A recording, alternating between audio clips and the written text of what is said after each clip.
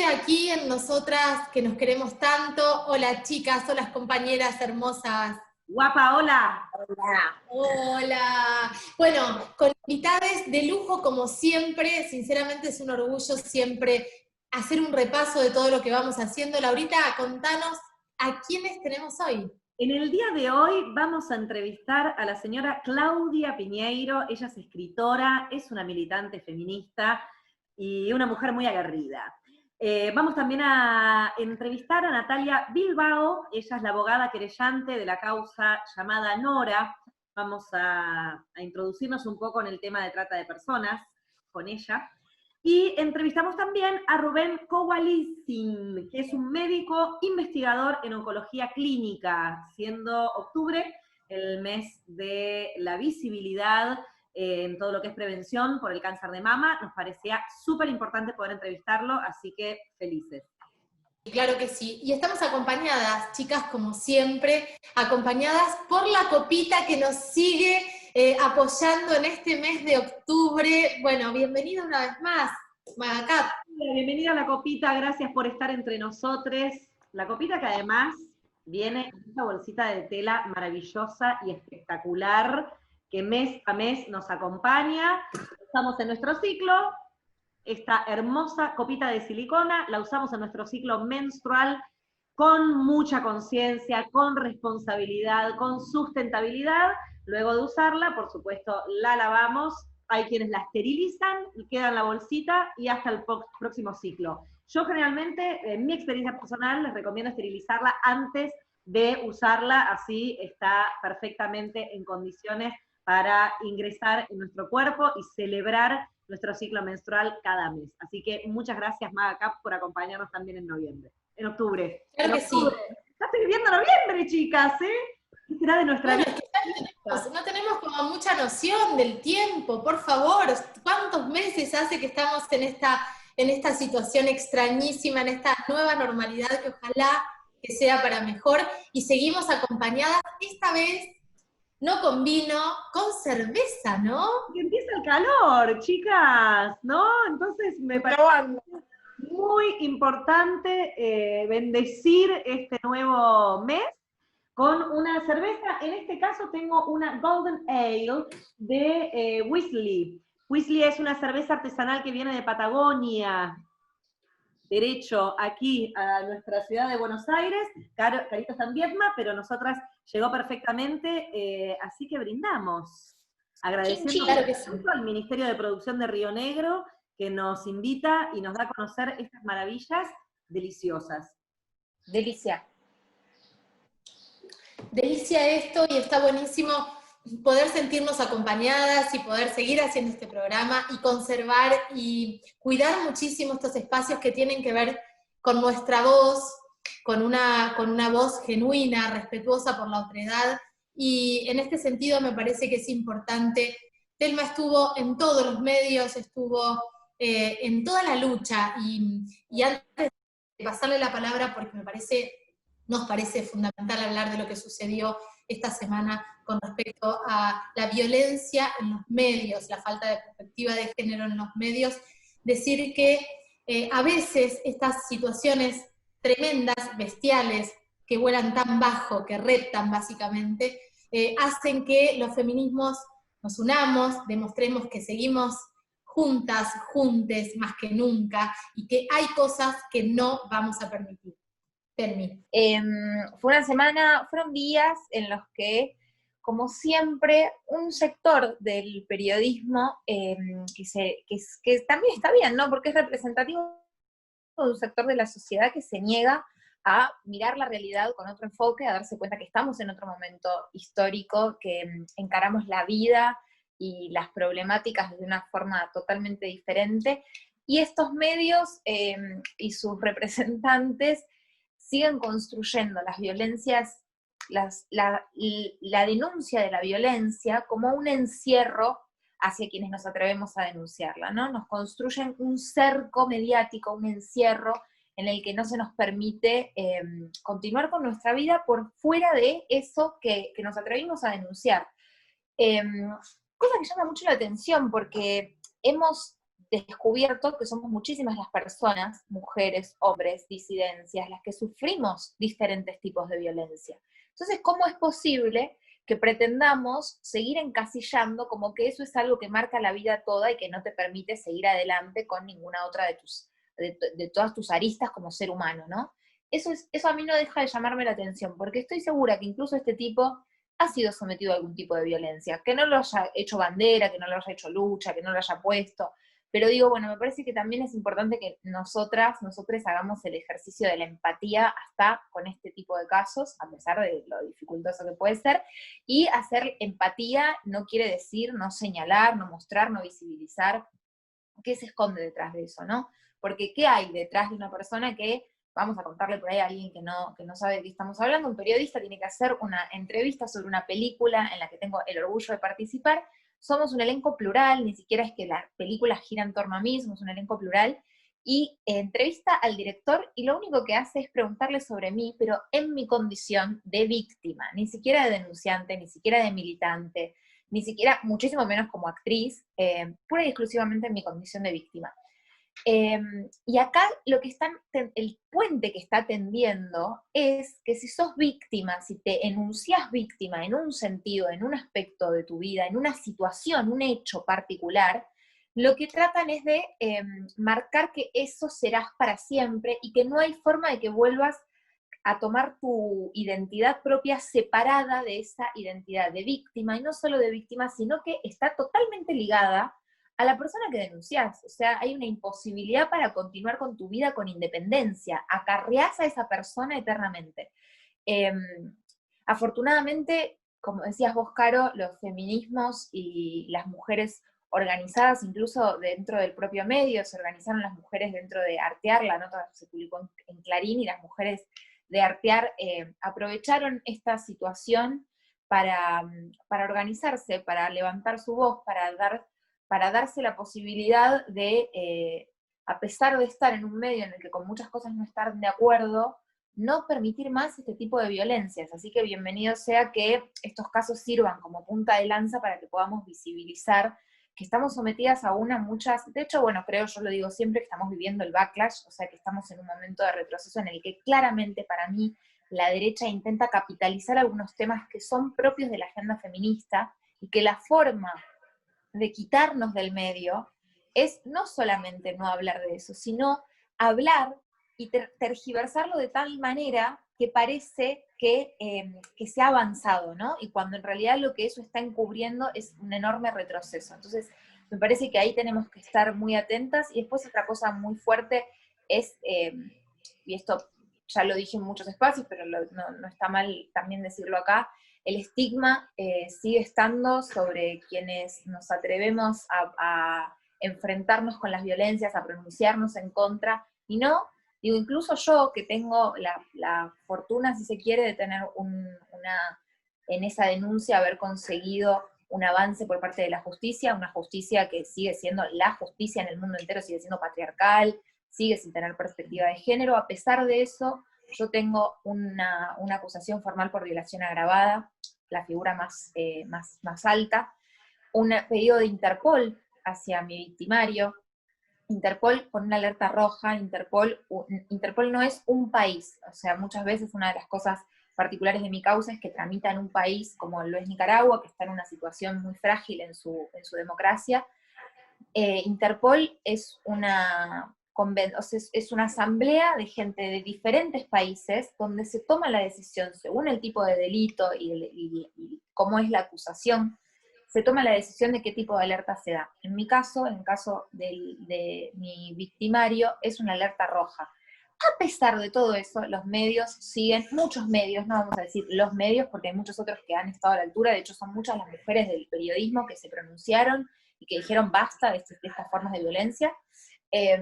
Pero sin embargo, bueno, hay muchos medios que, a pesar de tener todo ese respaldo desde lo legal, desde lo jurídico, que es esa cosa que nos piden siempre, esa obligatoriedad que tenemos además de poder demostrar cosas en una justicia que nos juega totalmente en contra constantemente, a pesar de todo eso siguen animándose a estigmatizarme a mí, a la víctima, ¿no? Y lo que hacen en eso, a través de mi figura, es estigmatizar profundamente a todas esas mujeres personas que todavía no se animaron a hablar o que hablaron y lo que hacen es mostrarles, bueno, si hablas esto es lo que va a pasar, tu vida va a quedar asignada pura y exclusivamente a esto, no importa si vuelves a actuar, si vuelves a trabajar, si te vuelves a... Lo que sea, que vuelvas a, te puedes volver a conectar con tu profesión, no importa. Vamos a hablar eternamente de eso. Así que, y otro estigma, pero no me quiero extender muchísimo, es que además habla de que mi personaje es una lesbiana, como si eso fuera porque le tengo, primero el estigma a mí es que se supone que le tengo miedo a los hombres. Afortunadamente no me pasa, me podría pasar, afortunadamente no me pasa porque hay muchos hombres, esto no es una guerra contra los hombres, hay muchos hombres maravillosos con los que podemos compartir, afortunadamente, soy una afortunada porque puedo compartir con hombres espectaculares, así que se quede tranquilo en ese sentido, Firpo, si está preocupado por mí, y después en otro sentido, es bastante, no, si está preocupado por eso no te hagas drama, yo estoy bien, hay cuarentena, pero estoy bien. Y en otro sentido, es tremendo lo que hace en relación a que las mujeres, entonces las mujeres lesbianas eligen estar con mujeres porque tienen problemas con los hombres y no por un deseo propio, por algo que se les despierta. Yo no puedo hablar desde ahí porque es un personaje el que compuse, no es mi realidad, pero bueno, es una bestialidad como a través de eso no solamente estigmatiza a las víctimas de violencia de género, sino también a las lesbianas. Una atrocidad, pero bienvenido sea que lo podemos seguir visibilizando, hablando y generando conciencia. Realmente el ejemplo de todo lo que está mal. Está mal titulada, está mal el subtítulo, está mal el rol del periodista entrevistando a otra persona para hablar de una tercera persona, digo, y bienvenido sea este momento en el que estamos unides para decir, no te lo vamos a dejar pasar, ya no lo vamos a dejar pasar. Pasamos mucho tiempo observando algunos comportamientos de este tipo, y de este tipo en general, no de este hombre, de este periodista, ¿no? que también tiene su historia, pero digo, es un momento en donde estas cosas las tenemos que señalar, y desde ese lugar siento que esto que sucedió fue un señalamiento transversal de parte de un montón de comunicadores, más que nada, bueno, de mujeres y del movimiento feminista, de mujeres y de espacios que tienen voz y que tienen una forma de comunicar con perspectiva de género, que es esto lo que también estamos pidiendo. Empezar a comunicar con perspectiva de género, que los comunicadores, que los responsables de los medios de comunicación entiendan que se tienen que ayornar, que no podemos seguir como el siglo pasado, ya estamos en otra etapa. Entonces, esto también es un llamamiento y un señalamiento a decir, che, hay que ayornarse. Totalmente. Una más, antes de cerrar.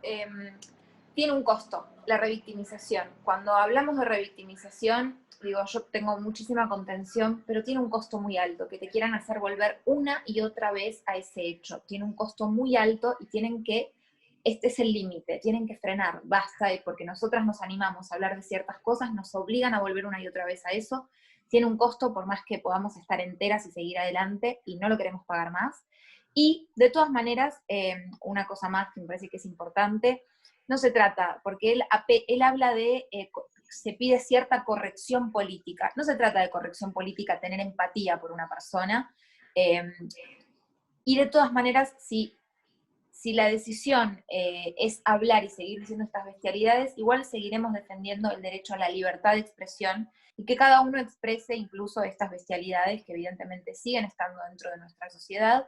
Así que a nadie le pondremos una mordaza a pesar de que tome la decisión de hacer esto con la libertad de expresión, porque también ahí hay una cosa de, bueno, che, no se puede decir nada. No, se puede, la verdad es que se puede decir, pero estamos obligados a tener un poco más de conciencia. Bueno, en este programa de Nosotras que nos queremos tanto, nos damos el gusto de charlar con la enorme Claudia Piñeiro, escritora, con una obra vasta, impresionante, entre ellas, bueno, Las Viudas de los Jueves, para que quienes nos están escuchando y por ahí no lo tienen tan fresco, Las Viudas de los Jueves, Catedrales, Betty Boo. Bueno, podemos seguir enumerando. Claudia, gracias por hacerte el ratito para charlar con nosotras. Te cuento que nosotras arrancamos siempre el programa con un textual de nuestros invitados, y el que elegimos tuyo dice: para entender a una sociedad hay que contar los crímenes que en ella se cometen. Que me parece en esta semana en la que hablamos de la necesidad imperiosa de legalizar el aborto y de cuántos, digo, es un crimen de alguna forma por parte del Estado prohibirle a las mujeres y condenarlas a la clandestinidad. Hablas también en tu obra, haces también referencia a los femicidios, por un lado la artista y por el otro lado la militante, ¿no? Vos también eso lo mostrás, lo separás, y tus personajes y tus historias cuentan estas realidades, en esta semana en la que creo que es importante que nos cuentes que lograron impulsar una carta transversal en la que se sacó esta solicitada y firmó un arco muy amplio, desde Tinelli hasta Beatriz Arlo. Hablemos un poco de eso. Sí, bueno, el 28 de septiembre es el Día de Acción Mundial por el Aborto Legal, Seguro y Gratuito. Por supuesto que todas nosotras habríamos estado en las calles si se hubiera podido, ¿no? Pero bueno, el tema de la pandemia y demás nos obliga a buscar otras alternativas de manifestarnos. Y una de esas maneras se nos ocurrió que era esta carta en la que convocamos a todo el arco político, pero no a gente relacionada con la política, digamos, funcionarios o políticos en actividad, sino a personas de la sociedad civil que se manifestaron a favor de que haya una ley de aborto seguro, legal, seguro y gratuito, pero como decís vos, abarcando todas las ideologías, ¿no?, dentro de esas personas, porque esta es una ley como tantas otras que solamente puede salir si nos juntamos todos de manera transversal, dejando de lado diferencias partidarias y pensando en la salud de las mujeres, ¿no? Entonces, por eso nos parecía tan importante que haya firmas, no sé, por decirte, de Víctor Hugo Morales o Berbisky, y de Fontevecchia, María Laura Santillán, de distintos, o sea, que la gente tiene asociadas por los medios en los que trabajan, quizás con distintas ideologías, y tal vez las tienen, esas diferentes ideologías, pero al momento de pensar en una cuestión de salud para las mujeres, dejan de lado eso y nos juntamos para pedir lo que nos parece que hace falta, ¿no?, que es una ley. En relación a lo que decía Telma al principio, esto de tu trabajo como escritora y ficcionalizar un montón de cosas y meterte en esos personajes y escribir sin juzgar, como hacemos nosotras desde la actuación, los personajes que vamos creando, y por otro lado la militancia, pensaba en esto de la ficción como una herramienta para llegar a esas personas que no llegamos desde la militancia. ¿Vos lo tomás así, digo, la escritura como una herramienta social? Vos sabés que yo, cuando escribo, trato de separar, ¿no?, lo que es el activismo de la escritura, porque la escritura viene por otro lado, viene por la necesidad de contar una historia, de de manejar el lenguaje, de crear personajes, etcétera. Independientemente de eso, bueno, uno es la persona que es y elige determinadas situaciones, ¿no?, o determinadas cuestiones dentro de la escritura que tienen que ver con, por ejemplo, un punto de vista, ¿no? Cuando vos elegís desde qué punto de vista vas a mirar una situación, estás haciendo un acto político de alguna manera. El escritor es un ser político también, pero no es que pienso las historias, digamos, no es que el proceso es pienso una historia para que acompañe a este momento de debate del aborto, por ejemplo, porque desde mi primer novela, Tuya, en el 2005, está presente el aborto, y en varias de mis novelas posteriores también, y está presente el rol de la mujer en la sociedad, el deseo de no ser madre, la violencia de género. Las vidas de los jueves, por ejemplo, uno de los protagonistas ejerce violencia sobre su mujer, y eso pasó desapercibido, porque parecía como que la novela era de otra cosa, pero lo que hace la novela es tomar los personajes que salen al aquí y ahora y se encuentra con las cosas que nos encontramos nosotras aquí ahora. Entonces, por ejemplo, Catedrales, que es una novela que trabaja mucho sobre el aborto, yo no lo pensé en ese sentido. Es más, en algún momento dije, quisiera que no estuviera presente porque parece como que porque pasó lo que pasó en el 2018, pero la verdad que está presente en mis novelas desde la primera novela, y cuando tenía que definir cuál era el conflicto de esta chica que se me aparecía sentada en el último banco de una iglesia, buscando un reparo que no encontraba, bueno, la historia se iba todo el tiempo para ese lado, ¿no?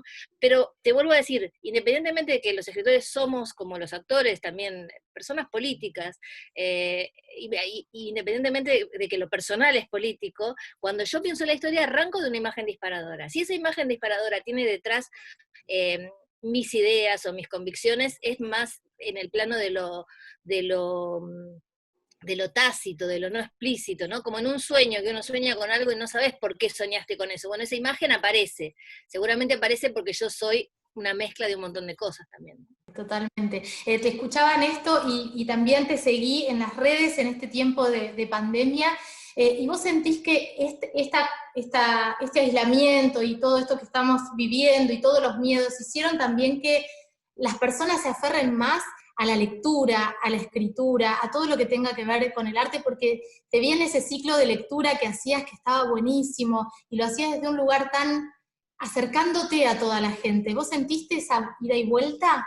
Mira, yo creo que en la pandemia quedó muy claro el rol de la cultura, no solamente de la literatura, también de la actuación, de distintas ramas de la cultura para acompañar a la gente que estaba en aislamiento. Me parece que ustedes, los actores, los periodistas, los escritores, todos los músicos, hemos dado muchísimo de nuestro tiempo, muchas veces gratis, ¿no? Porque también muchos de mis compañeros tienen graves problemas económicos y han dado tiempo gratis, y ojalá para alguna de esas acciones se les hubiese pagado, lo mismo que los actores cuando se repiten cosas o cuando se propone determinadas cosas, porque nosotros también tenemos esa necesidad.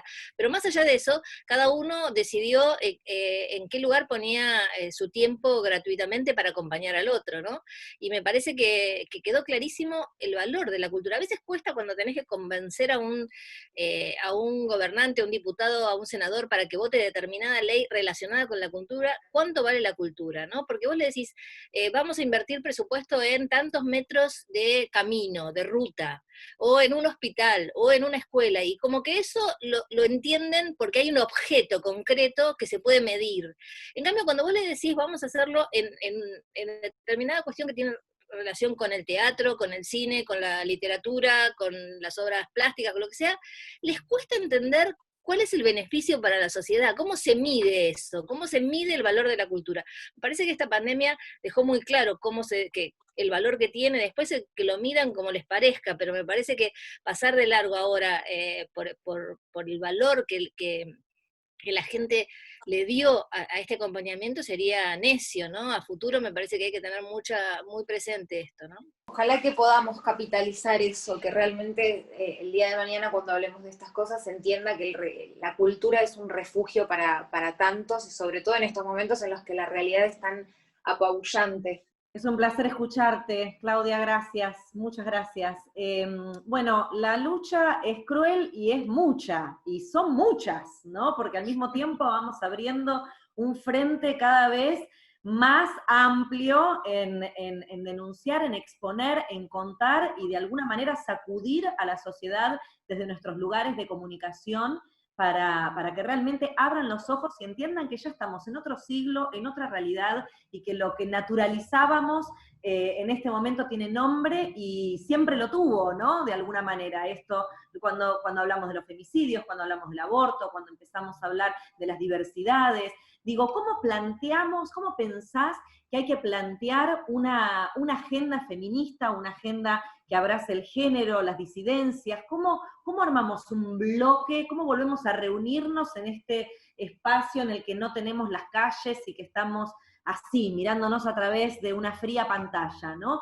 ¿Cómo pensás que tiene que ser este reagrupamiento del enorme movimiento de mujeres y disidencias para seguir planteando una agenda a nuestros gobernantes, a quienes toman las decisiones? Yo creo muchísimo en que esta red que se armó sigue funcionando, sigue muy concreta, sigue estando a pesar de que no nos encontremos en las calles.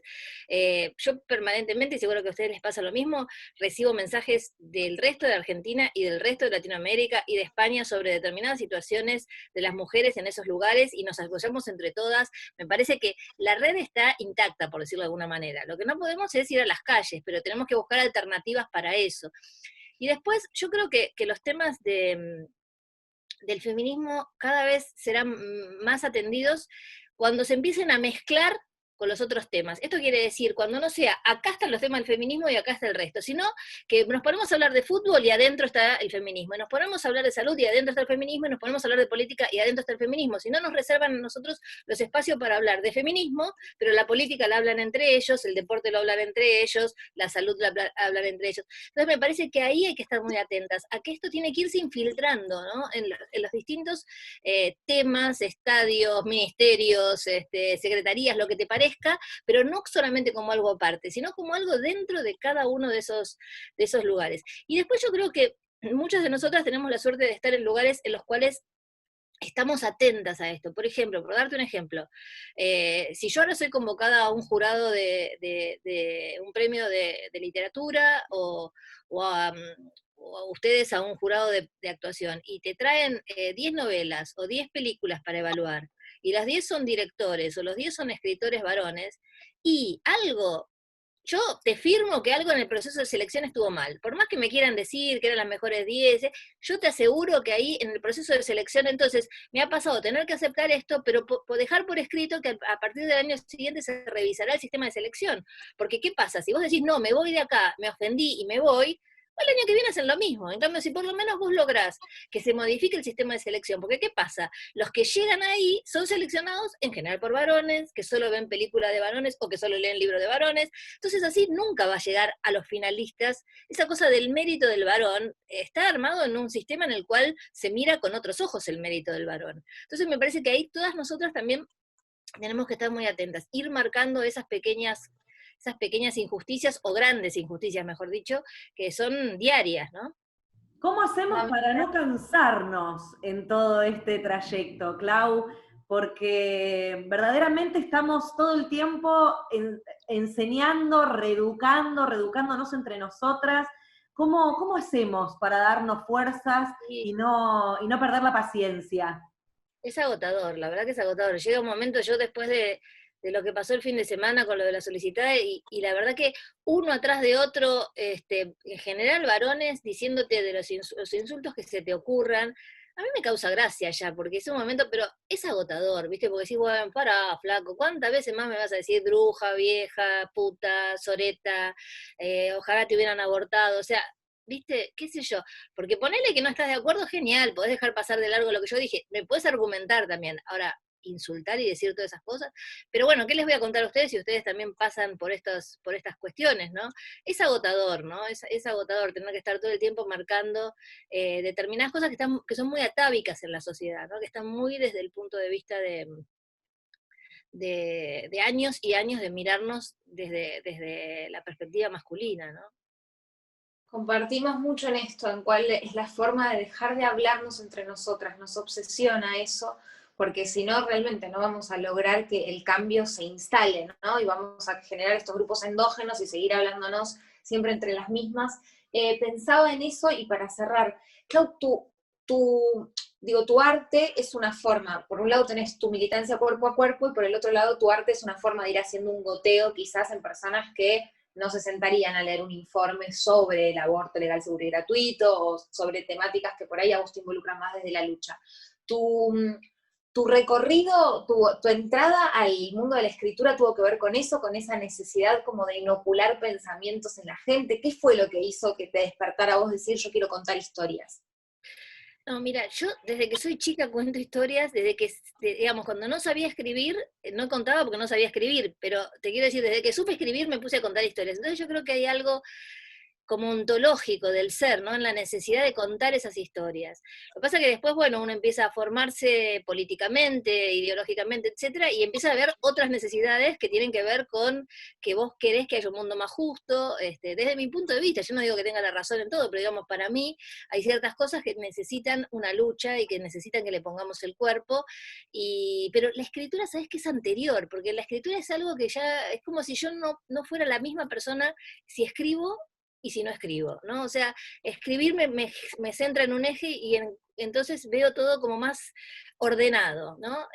Es una necesidad física casi, te diría. Yo, mira, te digo esto último porque ya se nos termina todo, pero cuando empecé a hacer terapia hace muchos años, me pasé un año que no podía hablar y escribía. Llevaba y leía lo que escribía.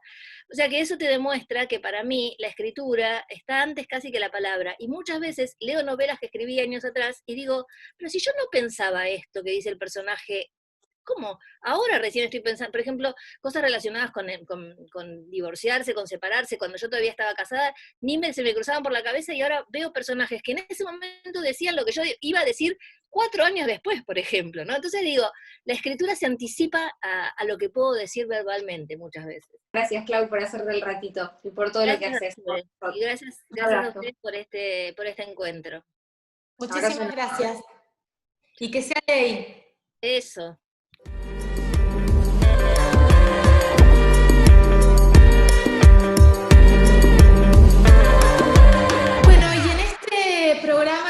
a una invitada que teníamos muchas ganas de charlar desde hace un tiempo, porque vamos a hablar de un caso específico. Estamos con la doctora Natalia Bilbao Carmona.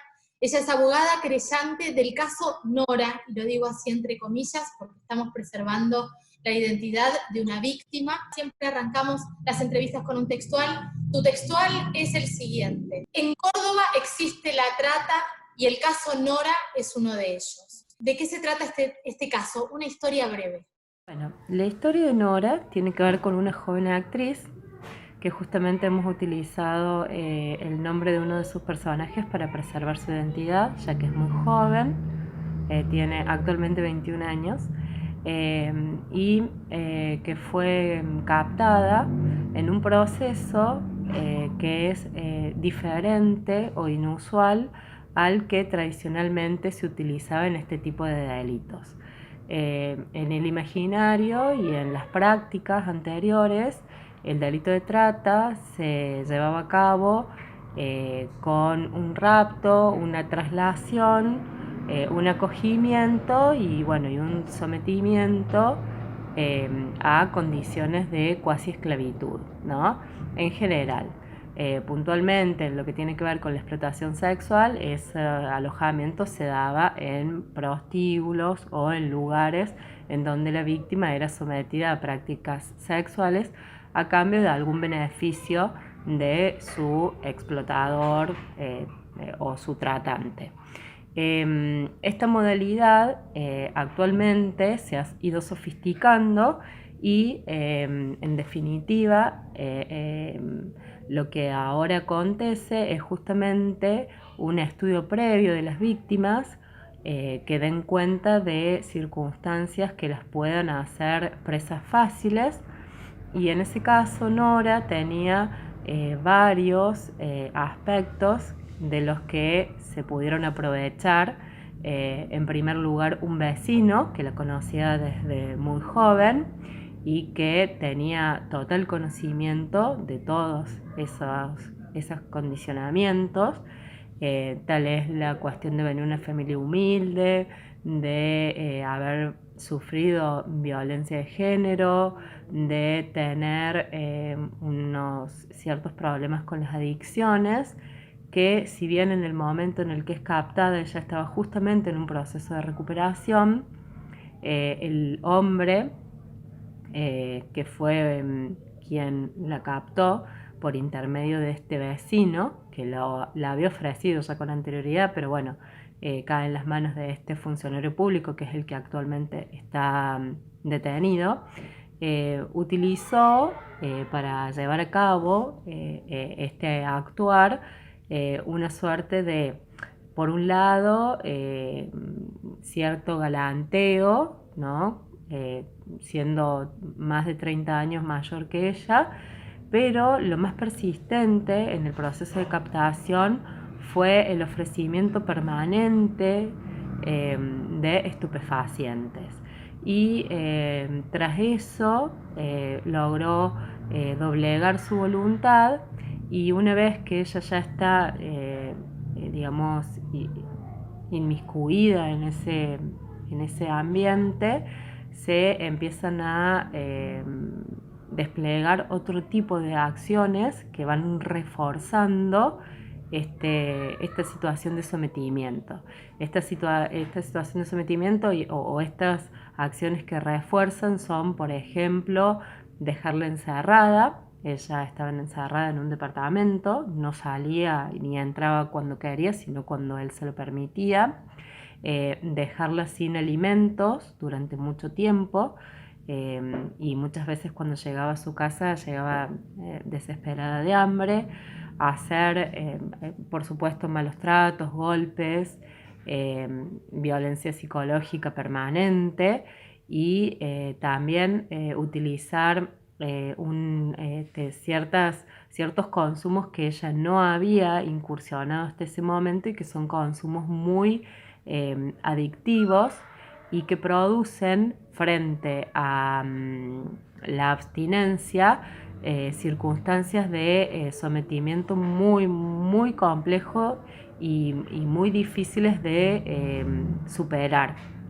Entonces, esta es más o menos la historia en la que ella queda entrampada. ¿Cuáles son los factores que hacen que pensemos para este caso en un caso de trata? El delito de trata justamente se constituye a partir de esta circunstancia en que un sujeto que está en determinadas condiciones de vulnerabilidad es utilizado por otro o por otros con fines de explotación y con fines de conseguir algún rédito, que puede ser económico, que puede ser de otra índole, como sustancias adictivas, como cuestiones de favoritismos, sobre todo si estamos hablando de un funcionario público vinculado a la justicia, al Ministerio Público Fiscal.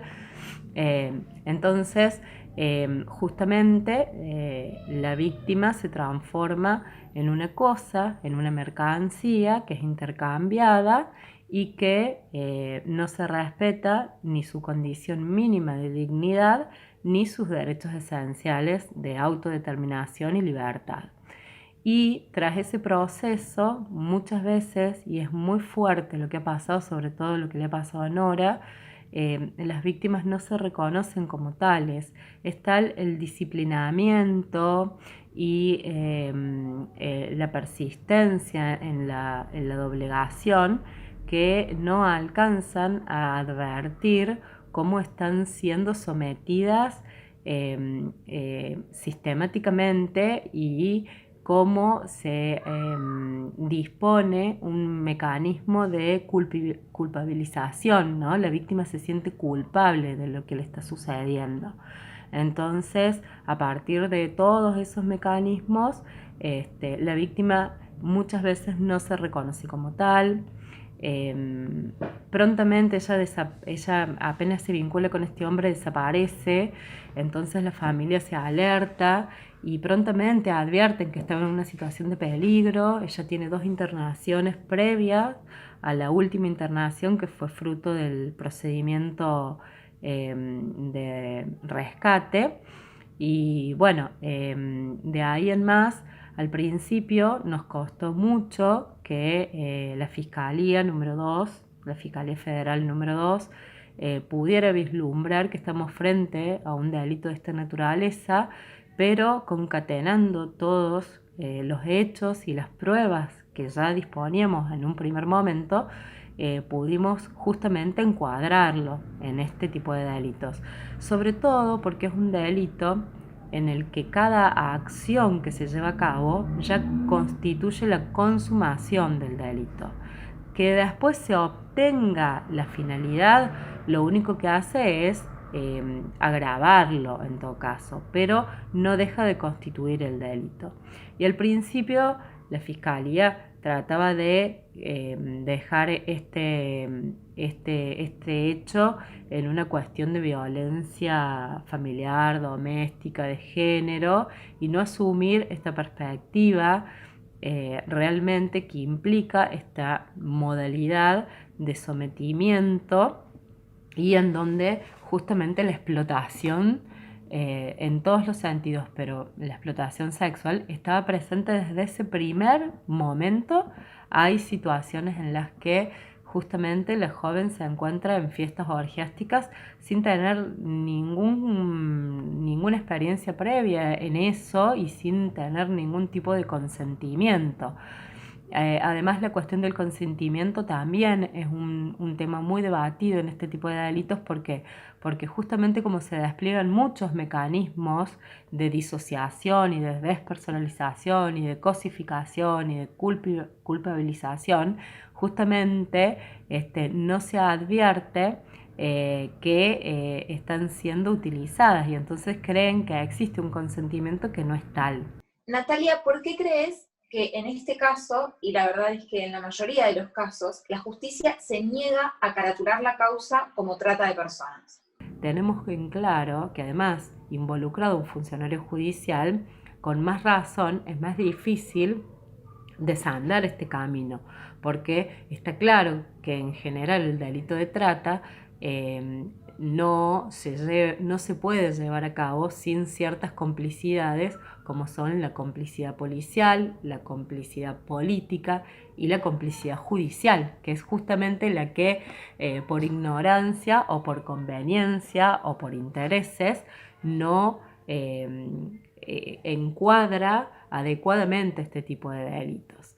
En ese sentido, actualmente la Fiscalía hizo lugar a nuestro reclamo, y aunque si bien centró un poco la configuración a partir del sometimiento a la esclavitud o para mantener una relación de hecho, sí deja las puertas abiertas para las cuestiones que tienen que ver con la explotación sexual, de las cuales hay indicios ya comprobados que nos pueden llevar.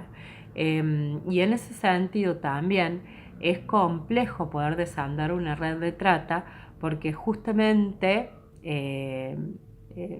o lamentablemente muchas veces hay personas importantes involucradas, con lo cual poder desandar y poder desmantelar una red que ya de entrada tiene un funcionario público y a dos funcionarios públicos, porque el vecino también es jubilado, pero ha sido funcionario público de la justicia penal de Córdoba, tiene ciertos obstáculos, porque uno ya puede ver que indudablemente el circuito en donde la explotación se llevaba a cabo muy probablemente involucre otros sujetos.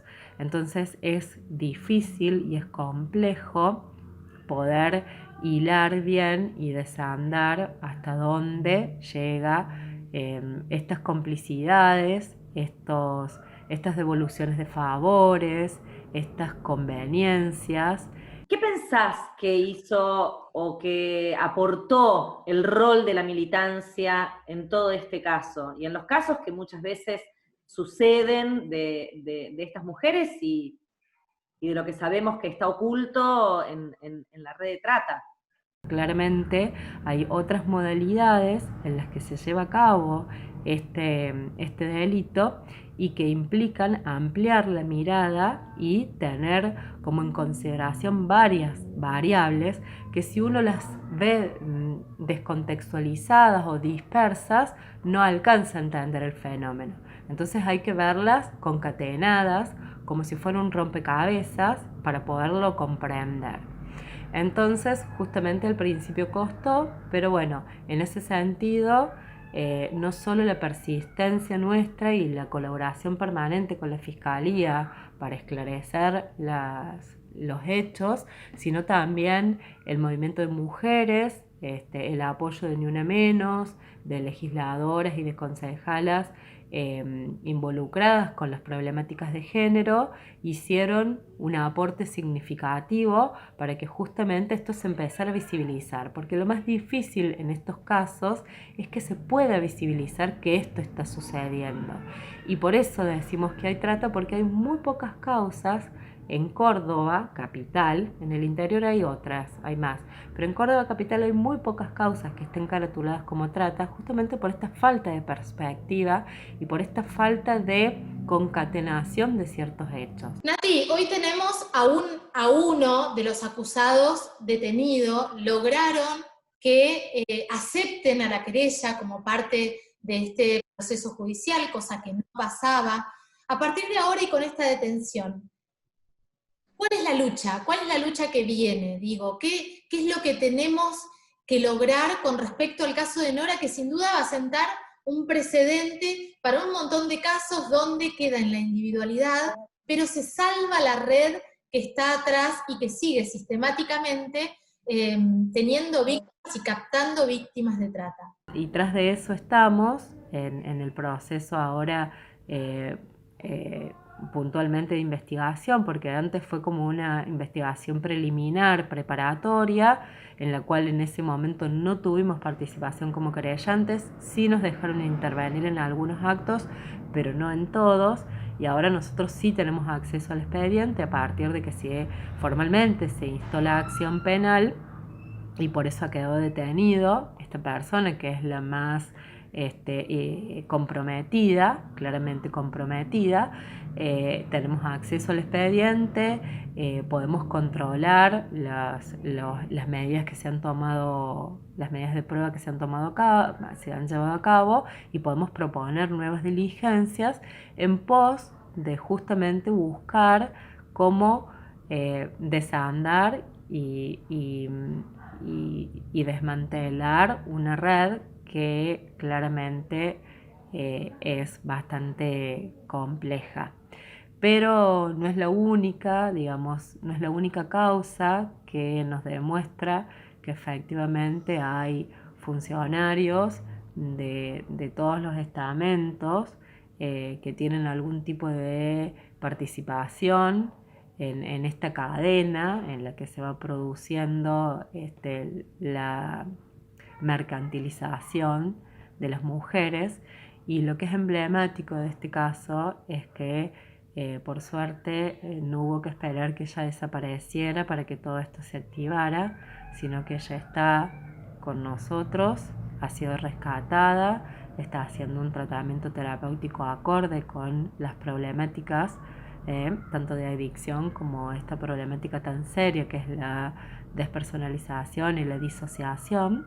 Y bueno, y en pos de eso también nuestra actuación profesional y familiar ha tendido a protegerla y a preservarla como prioridad, y poder en todo caso brindarle a la justicia un caso testigo que les abra la perspectiva y puedan entender que hay muchos casos en los que esto está sucediendo y que deben tener una mirada que dé cuenta de que muchas veces no hay elección ni hay decisión en determinadas prácticas a las que se somete a mujeres, a travestis e incluso a niños, sino que hay justamente un delito tan complejo como es el de cosificar a otro ser humano y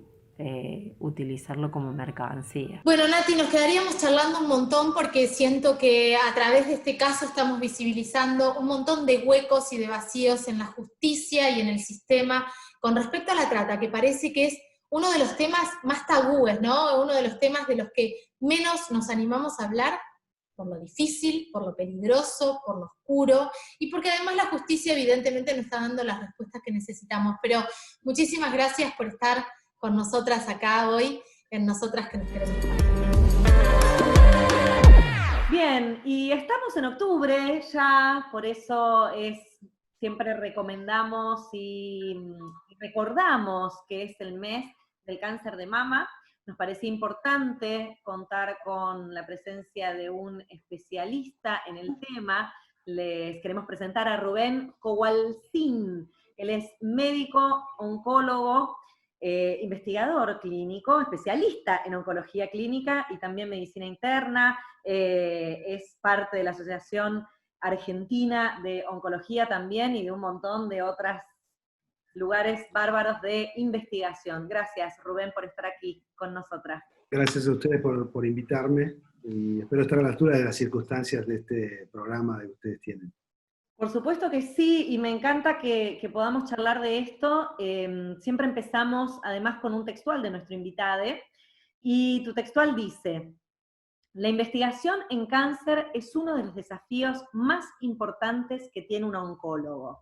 Bien, acá yo iría a una pregunta como muy inicial para abordar esta temática. ¿Cuáles son los factores que incrementan el riesgo de cáncer de mama? Los factores más importantes que incrementan el riesgo de desarrollar un cáncer de mama en una mujer, aunque también es una enfermedad que aparece en hombres con una frecuencia muchísimo menor que en las mujeres, tiene que ver con nuestro estilo de vida y con el envejecimiento de la población. Cuanto más grandes somos, más riesgo tenemos. Y con el estilo de vida, fundamentalmente con la falta de actividad física, con el sobrepeso, con el exceso de hormona femenina durante un tiempo prolongado, esto hace que aumente el riesgo de cáncer de mama. Cuando me refiero a exceso de hormona femenina durante un tiempo prolongado en una mujer, Esto habla de una menarca temprana, esto es, cada vez las mujeres tienen su primer ciclo menstrual más tempranamente y su menopausia más tardíamente. Esta menopausia a veces incluso puede ser tardía porque el médico actúa manteniendo las hormonas femeninas con parches o con algún otro tipo de tratamiento con el objetivo de mejorar otras cosas que mejoran la presencia de las hormonas femeninas. Y esto es como un equilibrio, digamos, y cuanto más tardíamente tenemos hormonas en el cuerpo, la mujer tiene hormonas en el cuerpo, más riesgo de tener un cáncer de mama, pero menos riesgo de tener enfermedades cardiovasculares, ACV y otro tipo de enfermedades relacionadas con los huesos y demás que son típicas de la menopausia. Con lo cual, y en resumen uno diría que si nosotros no tenemos sobrepeso, tenemos una actividad física sistemática, y tratamos de tener una vida saludable en cuanto a la dieta y a la actividad física, vamos a tener menos riesgo de tener un cáncer de mama. Sin lugar a dudas que el riesgo de cáncer de mama aumenta con la edad, y esto claramente se ve después de los 50 años, por eso la recomendación de las mamografías, bueno, un poco discutido si más después de los 40 o después de los 50, pero en la medida en que la mujer va envejeciendo va aumentando su riesgo. Pero sin duda también se ve a los 20 y a los 30 años.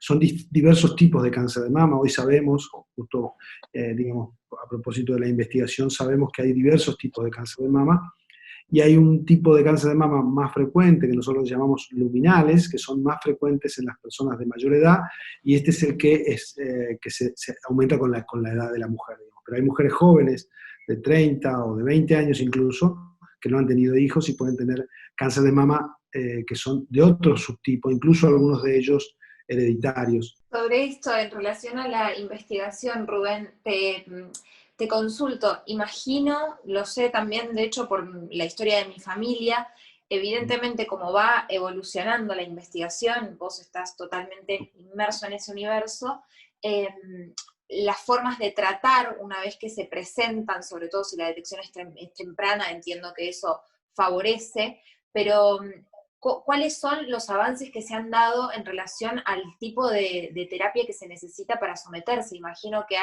había antiguamente tratamientos mucho más invasivos, que eso se ha ido modificando y que hoy por hoy hay mucho avance en relación a cuáles son los métodos para que sea del menor impacto posible en relación, salvar la vida, pero que tenga poco impacto a nivel colateral, pero bueno, mejor vos para explicarnos qué avances hay en ese sentido.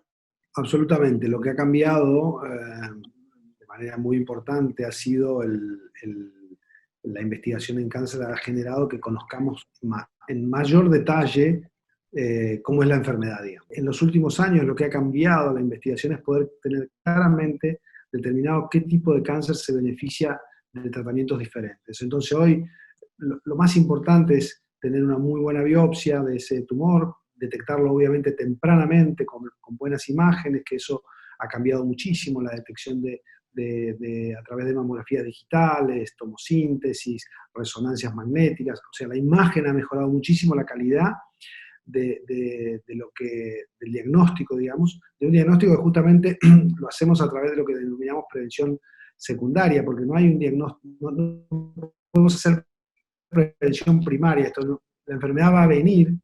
Nosotros podemos cambiar los hábitos de vida que comentábamos previamente para disminuir el riesgo, pero si la enfermedad aparece a pesar de todo el esfuerzo que hemos hecho en tener una vida saludable, tenemos 35 años y de golpe aparece el cáncer de mama, la prevención que nosotros denominamos secundaria, con buenas imágenes, lo va a detectar tempranamente. Y si nosotros logramos tener una buena detección temprana, seguido de una buena biopsia que nos permita conocer los detalles de las características tumorales, nos va a permitir evitar en muchos casos la quimioterapia. Hoy por hoy existen plataformas genéticas como, digamos, algunas de ellas tienen su copyright, digamos, Oncotype, PAM50, hay varias de ellas que nos permiten definir el perfil genético que tiene ese tumor y evitar la quimioterapia. Pensaba en el cáncer de mama como uno de los cánceres que se dice que es el que más altas posibilidades de curarse tiene, ¿no?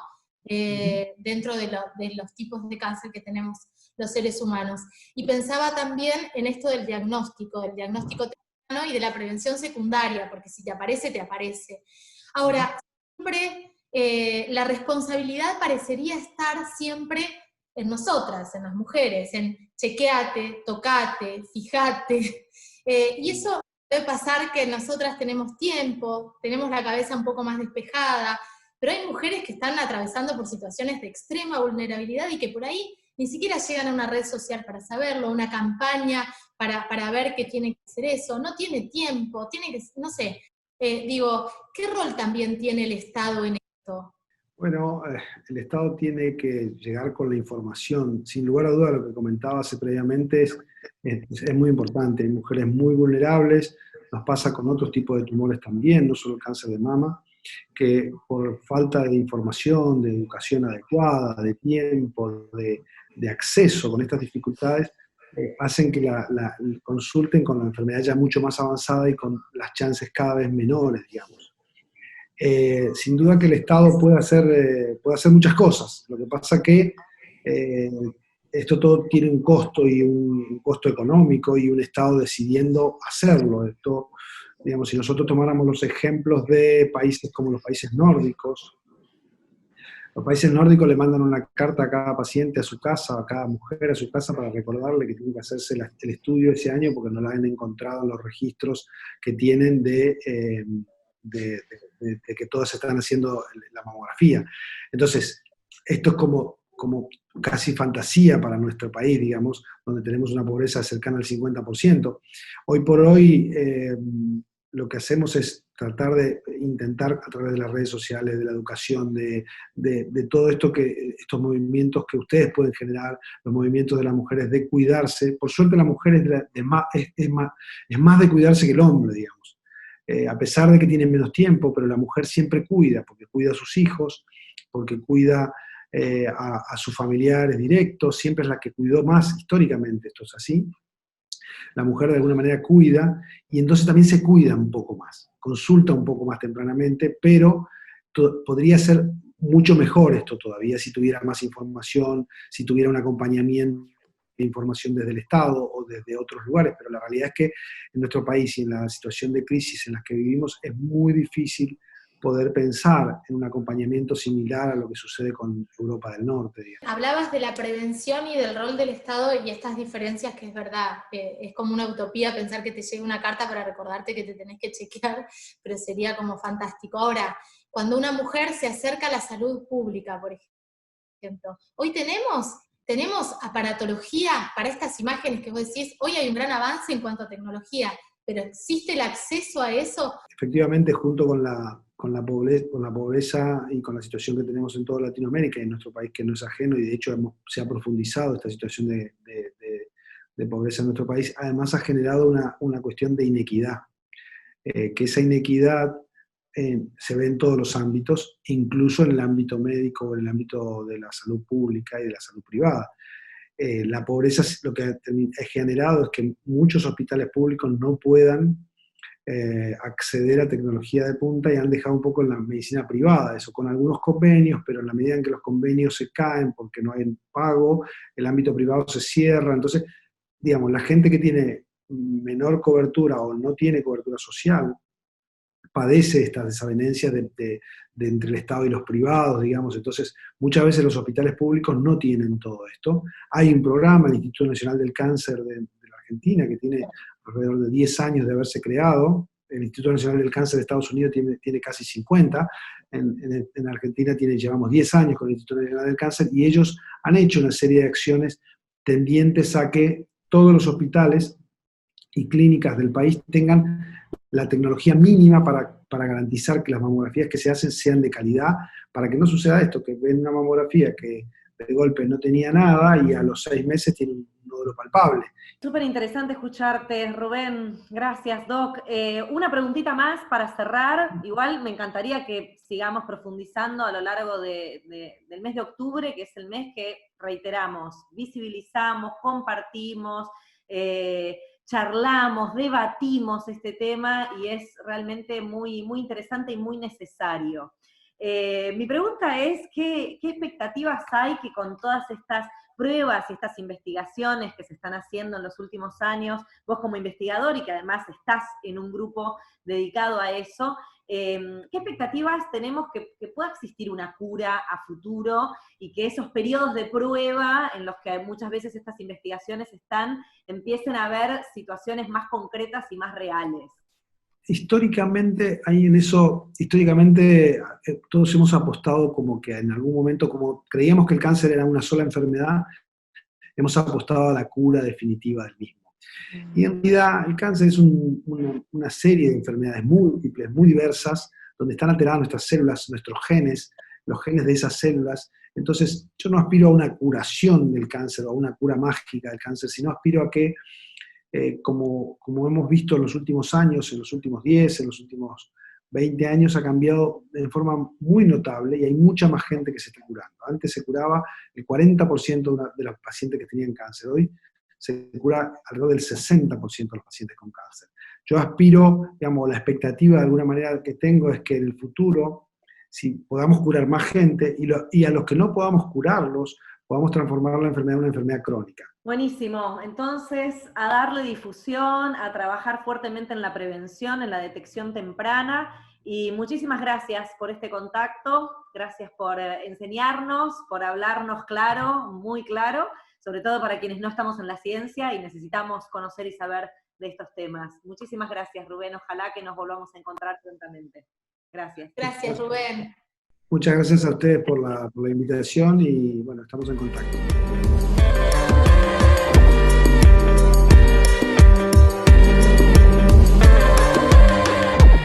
Bueno, llegamos al final de este programa número 14, con invitados súper interesantes y nuestra entrevistada central, Claudia Piñeiro. Compañeras, ¿qué les pareció, Claudia? ¿Lau? A mí me impresionó, en el mejor de los sentidos, la importancia de la palabra, ¿no? Esto que dijo ella, que en un momento no podía hablar y que escribir le sirvió. Y creo que esto es lo más sano que nos puede pasar, ¿no? Quienes no podemos expresarnos verbalmente, podamos hacerlo desde la escritura. Es un enorme ejercicio y una posibilidad que también tenemos, ¿eh? No hace falta tampoco ser escritora ni autora para poner en un cuaderno, en un escrito, qué es lo que estamos sintiendo. A mí me sirve mucho y me organiza un montón. Así que ella lo haya dicho, lo rescato y me encantó. Qué nivel de sororidad, ¿no? Porque algo que pienso es en que ella tiene una autoridad, ¿no? Por fuera de la lucha y que ella trae esa autoridad para legitimar la lucha. Y eso me parece espectacular. Mientras la escuchaba hablar pensaba en eso. Digo, bueno, alguien que toma la decisión de con todo este bagaje de respeto que se le tiene por su producción de obra, lo pone al servicio de legitimar una lucha que es tan importante. Entonces eso me parece espectacular. A mí lo que me pasó con Claudia al escucharla, escuchaba hasta la cadencia y la forma en la que se refería a su escritura y a su trabajo como escritora y a sus ficciones, y la otra voz que le sale como desde las vísceras, desde el alma, desde lo más adentro, desde lo más profundo, cuando habla de la militancia, ¿no? Hasta el ritmo de la voz. Digo, está buenísimo poder tener esa claridad a la hora de salir a luchar y a la hora de meterse en esos mundos de personajes sin juzgar. Me pareció súper interesante y súper concreta, por supuesto, en todas sus respuestas. Hermosuras, llegamos al final de un nuevo programa, aquí en Única Contenidos, www.unicacontenidos.tv, nuestro canal de YouTube, Nosotras que nos queremos tanto, Spotify, Nosotras que nos queremos tanto, con toda la playlist hermosa de todo lo que vamos haciendo, y también en las redes que vamos reponiendo tantos temas de actualidad y tantos personajes, tantos invitados impresionantes que pasaron por nuestros livings. Es nuestro canal de comunicación, es nuestro canal de apertura, así que recomienden el programa, por favor, suscríbanse al canal de YouTube y pueden también ver los programas viejos, las charlas que ya fuimos teniendo, están separadas, es una hermosa compañía también escucharlo a través de Spotify como podcast, mientras estamos haciendo otra cosa quizás, y este es un espacio en el que seguimos repensándonos, es un espacio también para eso. Selmi, habla, no, es que, ¿qué voy a agregar? Es todo maravilloso y ya saben el orgullo que me produce a mí cuando miremos para atrás y veamos esto que estamos haciendo, ¿no? Este contexto en el que tuvimos que encontrar formas distintas de poder poner nuestra voz, esto que estamos haciendo y las personas con las que tenemos el lujo de hablar y lo decimos y parece que es como, bueno, porque no podemos no decir que es un lujo, no, realmente abordamos una nueva agenda que no todos que los medios no la abordan, y desde una perspectiva que me parece que es interesante, lo que hablábamos con Claudia, ¿no? Que no solamente nosotras tenemos que hablar de género, tenemos que hablar de todo con nuestra mirada que ya lo traspasa inevitablemente. Hermoso. Bueno, llegamos al final, nos vamos, así no hablamos tanto, pero ya hablamos un montón, así que nos encontramos en el próximo programa de Nosotras que nos queremos tanto. Las amo. Brindis. Las amo, chin chin. Salute. Salud. Salud.